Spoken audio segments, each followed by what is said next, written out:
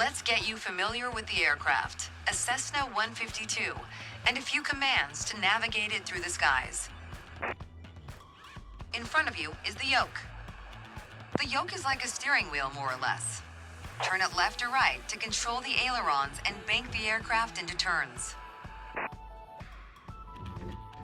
Look at the trailing edge of the wings while turning the yoke to see the effect on the ailerons.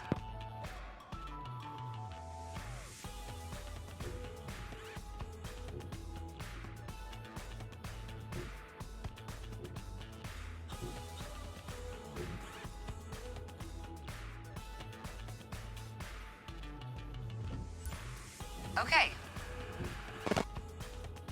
Now, the difference between the yoke and a steering wheel is you can pull or push on the yoke. This controls the elevator at the back of the aircraft to make it climb or descend.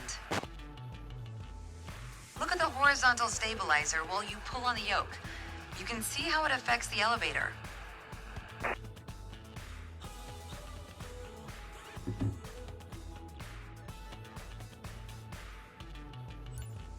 Nice. Down at your feet are the rudder pedals. They steer the aircraft when you're on the ground. The upper part of the pedals also control your brakes. In the air, they control the rudder at the end of the vertical stabilizer to yaw the aircraft.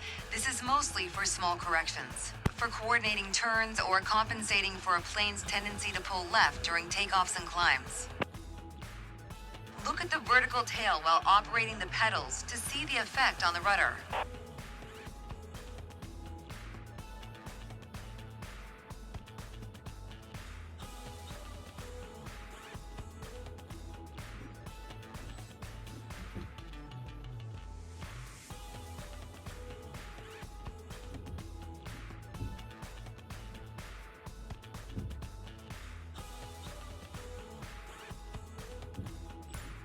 Great. Last but not least, the throttle is located near the center of the cockpit. Pushing forward will increase power. Pulling back will decrease power. First, look at the throttle and select it. Keep it selected and push it forward to increase power.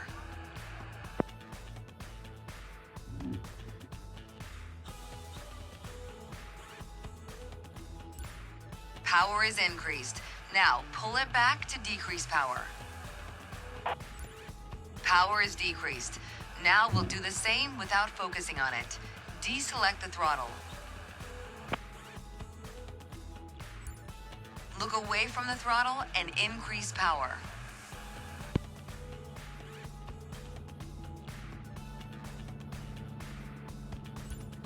Set your throttle to idle.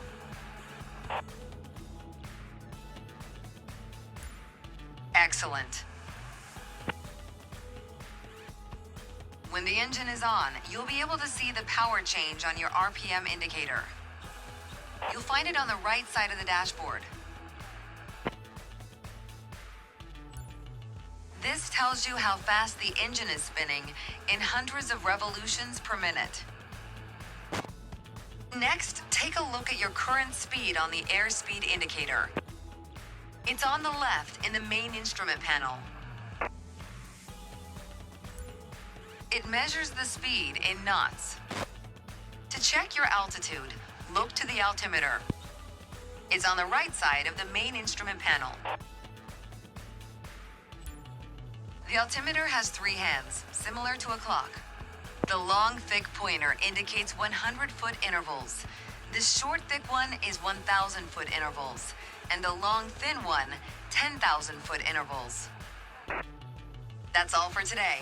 Next time, we'll see how it feels in the air.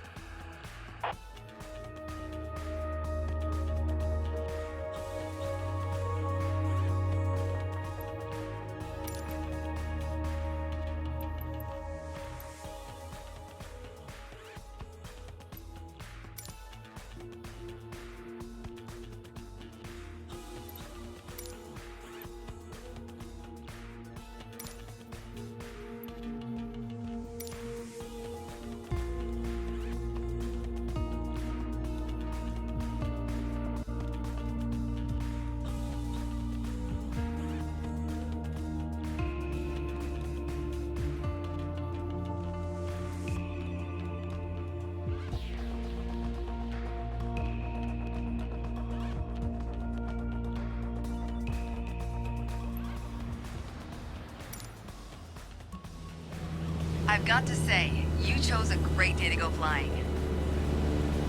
This session, we'll get started with some basic controls. Sound good? First things first, let's get familiar with your surroundings. Out your side windows, you can see we have great visibility over Sedona today.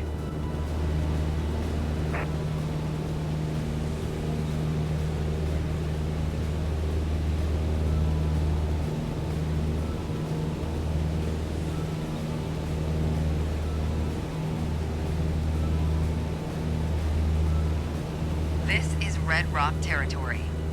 Beautiful, isn't it? See if you can spot the Sedona Airport. The runway should be a pretty easy landmark to find. There you go. Visual confirmation on the airport.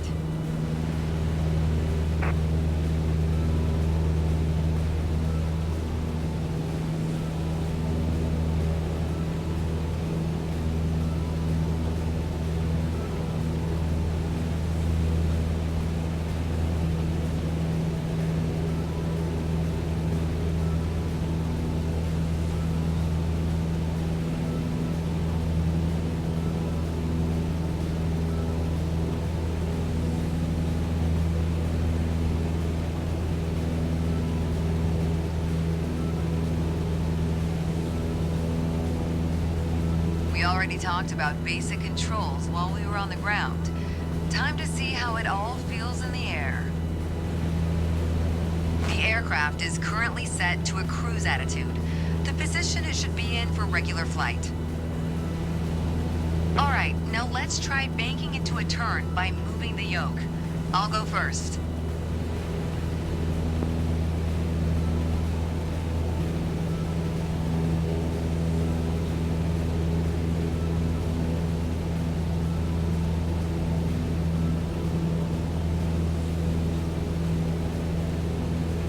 As a general rule, you always want to keep your turns under 30 degrees.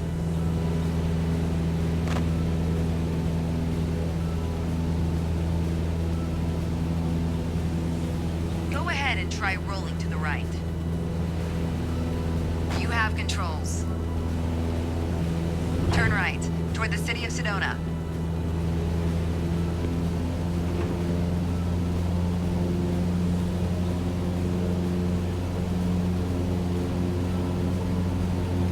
Make sure any control movements are soft and gentle. As we're flying towards Sedona, let's try climbing up and down. Gently pull on the yoke to climb. Give it a try.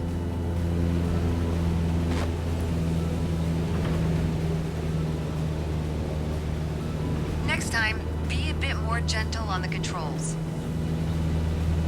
For the descent, it's the same principle, except you're pushing on the yoke. Go ahead, gently pitch down.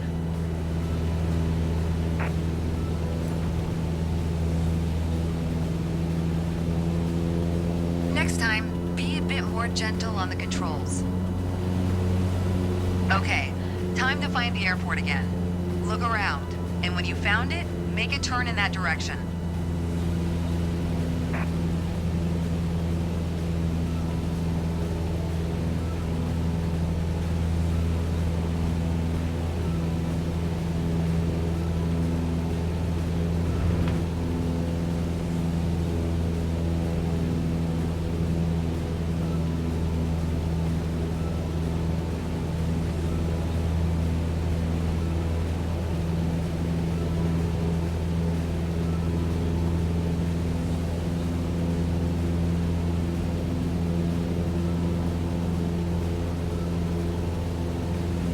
Make sure any control movements are soft and gentle.